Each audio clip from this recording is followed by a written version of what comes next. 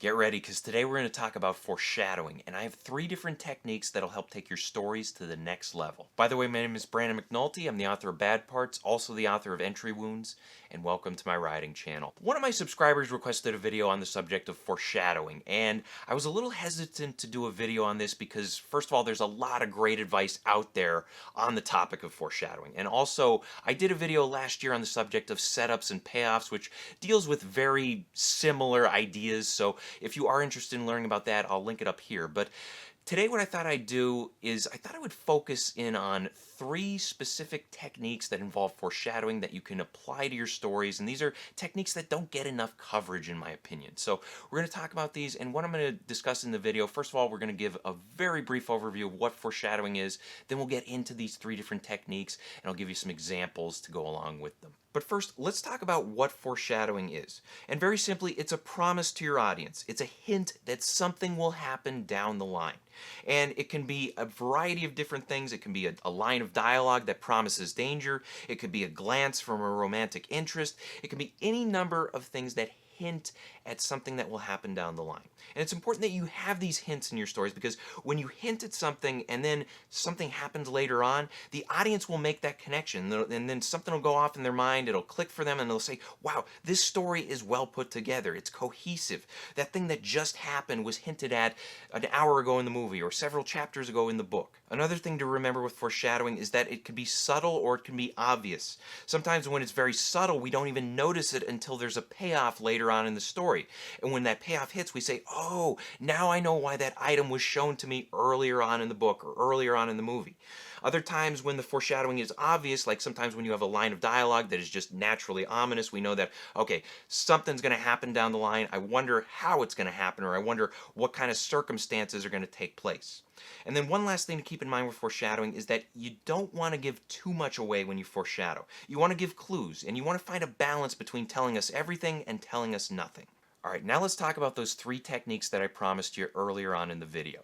And the first one of these techniques is what I call the pleasant surprise. And what this is, it's when you foreshadow something ominous, dark, or negative, and then the payoff actually turns out to be a good thing.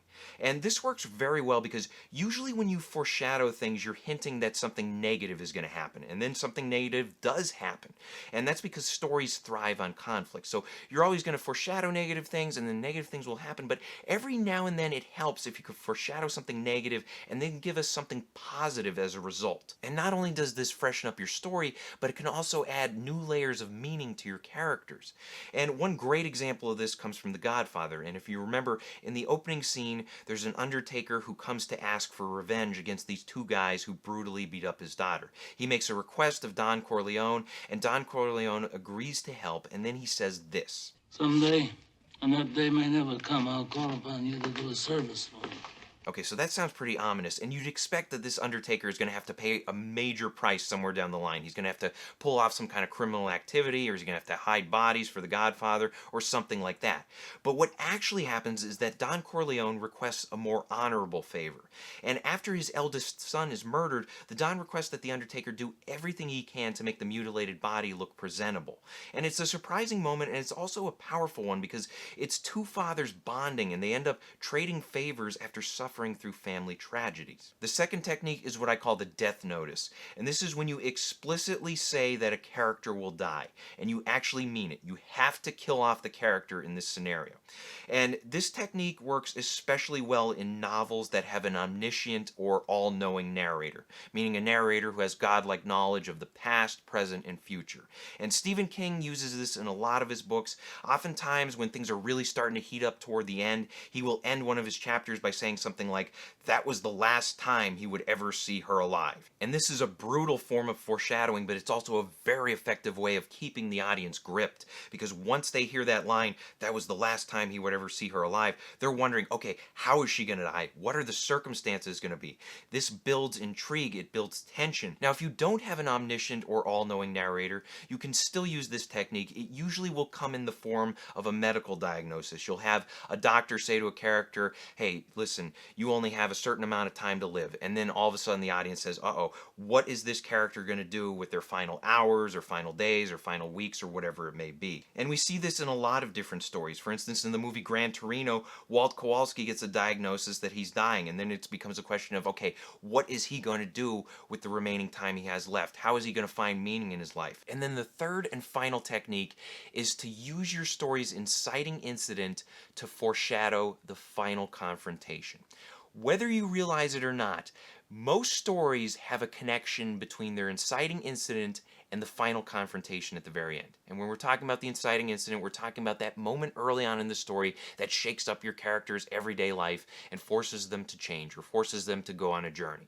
And then at the end of that journey, there's going to be a final confrontation. And your audience expects, whether you realize it or not, your audience expects that final confrontation to harken back to that inciting incident early on. For example, when an audience watches John Wick and they see his dog get killed and his car gets stolen by these Russian mobsters, they naturally expect that the final confrontation will be some kind of showdown between John Wick and the Russian mob. In the movie Thelma and Louise, the inciting incident happens when Louise murders a man in a nightclub parking lot. And when she escapes the scene of the crime, the audience naturally expects that there will be some kind of confrontation at the end of the story between Louise and the police. And in the movie Titanic, the inciting incident is when Jack stops Rose from jumping to her death. And audience members know that the Titanic is going to sink, so when they see this scene, they naturally expect that when the Titanic does sink, these two people are going to try and save each other's lives. So keep in mind that even some of your major plot events are actually foreshadowing in disguise. We don't often think of the inciting incident as foreshadowing, but it does foreshadow the end of the story in most cases. So I hope this helps. Question of the day, what is your favorite use of foreshadowing in a story? Let us know in the comments section below. Thank you guys for watching. If you want to support the channel, please pick up a copy of either one of my novels. Bad Parts is great if you like small town horror. It's about people who trade away their sick and injured body parts in order to get healthy again. And if you like thrillers, check out Entry Wounds. It's about a guy who picks up a haunted gun and he cannot put it down until he kills 6 people with it. Also, be sure to check out my other videos. Hit the like and subscribe buttons for me. Share this video with a friend. And as always, remember to keep on writing.